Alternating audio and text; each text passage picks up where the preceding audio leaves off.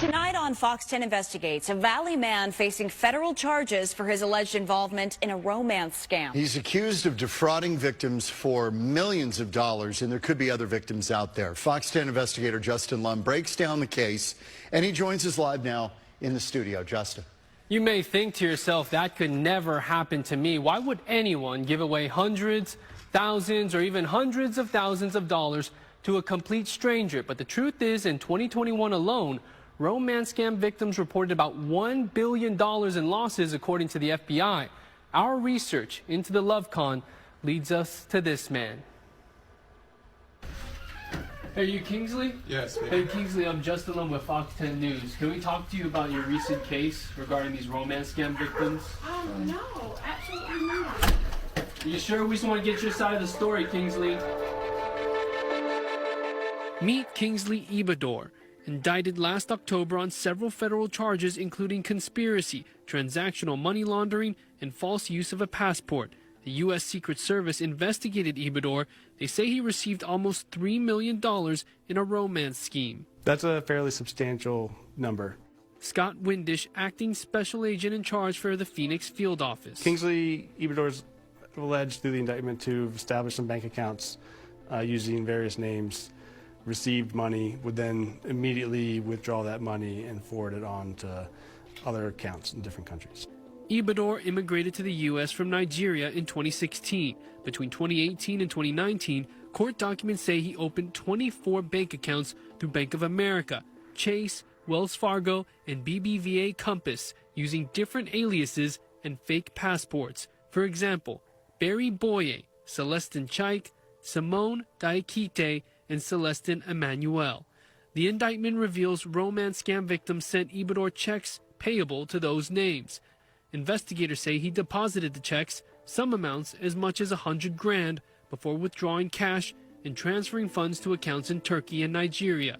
Windish believes Ibador is part of a larger conspiracy with more potential victims out there. There are $2.95 million. Each victim did not lose $300,000. You know, some were only 30, some were 60, some were 100 or 200,000.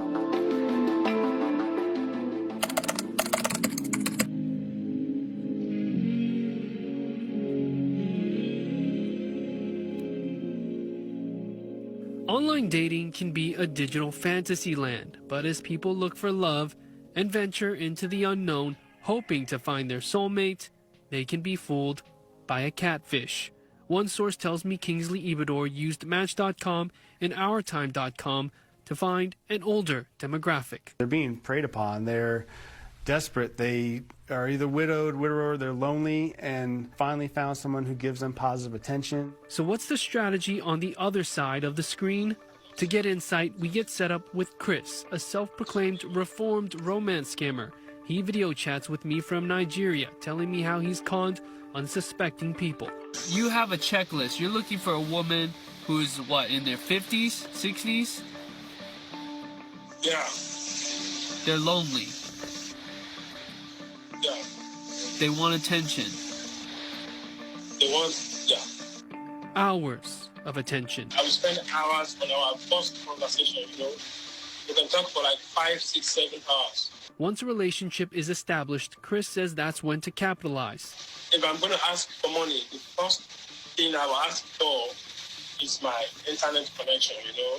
Maybe the first time I get $300. What's the most you've ever gotten? $15,000 at once. Chris says he couldn't keep up the act. I felt this kind of guilty conscience, you know. I'm a human. And I just felt like I would not want someone to do this to my mom. My kids doesn't even talk to her anymore because of me. Some victims are never romanced at all. Instead, used for their image and likeness. And it wasn't until I saw my image pop up that said military dating singles that things really started taking off in the wrong direction.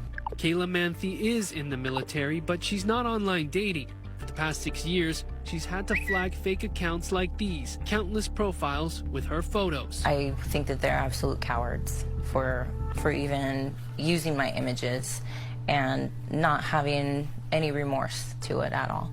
catfishing victims who somehow find her. Boyfriends, girlfriends, it was all over the place. And it was people who were very upset and angry because they'd been scammed out of hundreds of dollars, thousands of dollars.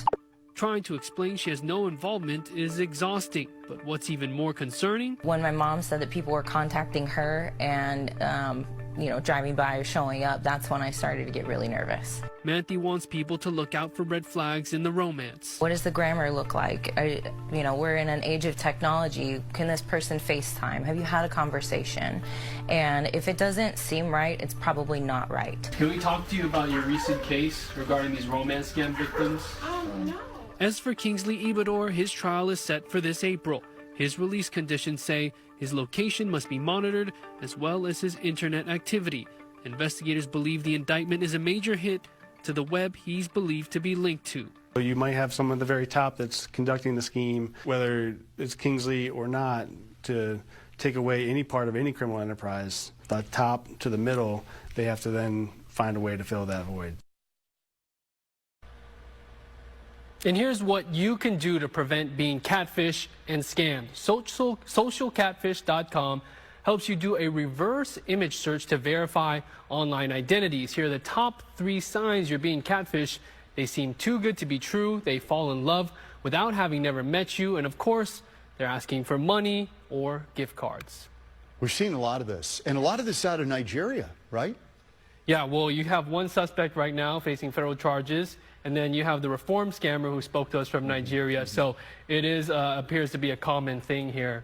And one thing that authorities want people to do is speak to your loved ones, your older relatives, who may not know what they're being involved in and who they're speaking to, and kind of, find out who they're talking to, those deeper conversations to see where these red flags are. Yeah, it's kind of crazy to think that that young girl, her image, her likeness is just out there and at random, kind of her pictures just being used. I mean, it's crazy to think about. There could be more of this going on. Yeah, you look at social media, how it's blown up, people that are public figures, they have a huge following, they have platforms, and just like that, people can take your photos, create a profile very similar, and use that to be a catfish. So it is scary. Yeah, it's a good warning. Wow. It's a good warning. Okay. Justin, thank you.